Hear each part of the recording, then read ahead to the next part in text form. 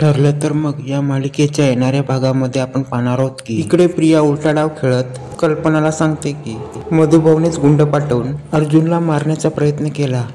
प्रिया सांगते की मधुभाऊनेच ते गुंड पाठवलं आणि त्या गुंडांमुळे अर्जुनची ही अवस्था झाली आहे। तेव्हा कल्पना पेटून उठते आणि चैतन्याला बोलते का मधुभाऊनेच गुंड पाठवले होते का। तेव्हा चैतन्य बोलतो मधुभाऊने गुंड पाठवतील, कल्पना तुलाच या गोष्टीवर विश्वास पेटेल का। आणि जर मधुभाऊने आपल्यासाठी वकील शोधता आला असता ना तर खूप मोठं झालं असतं। आणि मधुभाऊने काही गोष्टीमध्ये साध्या गोष्टी पण करता येत नाही आणि ते गुंड का पाठवतील। तेव्हा प्रिया कल्पनाला बोलते की ते जेलमध्ये होते ना तेव्हा त्यांचे काय काय ओळखी झाल्या असतील, त्या ओळखीमुळे त्यांच्यानी बरोबर काटा काढला असेल आणि त्या ओळखीचा फायदा घेऊन त्यांनी हा डाव रचला असेल। तेव्हा चैतन्य बोलतो तुला ह्या गोष्टी कशा माहीत, तुला गोष्टी ह्या सगळ्या लगेच कळतात। तेव्हा पूर्णाई बोलते की अर्जुनला गुंडाने मारलं हे प्रिया तुला कसं कळलं। तेव्हा चैतन्य बोलतो की अर्जुनने तर स्वतःच्या तोंडाने काय सांगितलं नाही, प्रियाला कसं कळलं। आणि प्रिया गडबडते इथेच आणि तेव्हा चैतन्याला संशय येतो। हे सगळं झाल्यानंतर अश्विन आणि चैतन्याला या दोघांना पण संशय येतो। तेव्हा प्रिया सांगते जनता चाळीतल्या गुंडाने त्या अर्जुनला मारलं।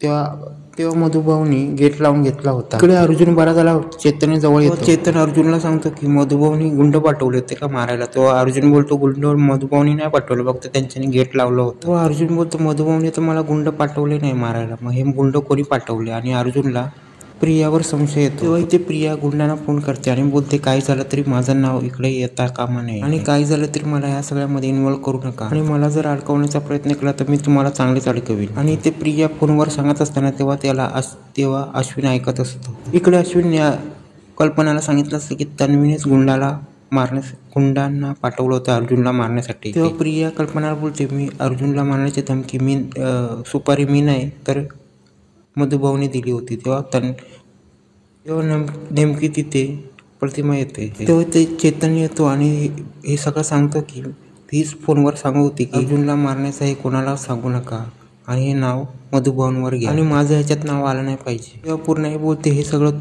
तन्वी तू केलंस का तू केलंस असं। तेव्हा इथे कल्पना चिडते आणि पूर्णाई हे दोघी तन्वीकडे पाहायला लागतात। तेव्हा पूर्णाई तर तिला बोलते की तू कुठल्या जन्माचा बदला घेतलास आणि अर्जुनवर हल्ला केलास। तेव्हा कल्पना तन्वीला बोलते सायलीवर आम्ही विश्वास ठेवला, तिने विश्वासघात केला आणि तू पण आता विश्वासघात करतेस।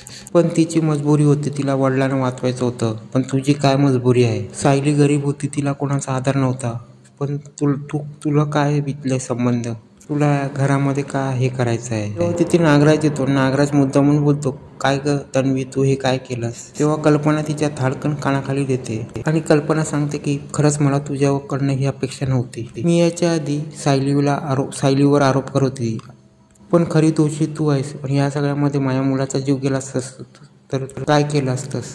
तेव्हा इथे पूर्णाई आणि रविराज आणि प्रतिभाला सांगते की हिला आताच्या आता हिच्या माझ्या नजरेतून हिला घेऊन जावा तुमच्या घरी, ही आमच्या अर्जुनच्या जीवावर बेतली आहे आणि ही माझ्या समोर ही नको आहे। आणि शेवटी प्रियाने अर्जुनला मारण्यासाठी गुंड पाठवले हे सगळ्यांना कळले आणि याचा उलगडा झालेला आहे। आणि आता काय रविराज प्रियाला काय शिक्षा देतात हे पाहणे आता पुढे रंजकच होणार आहे।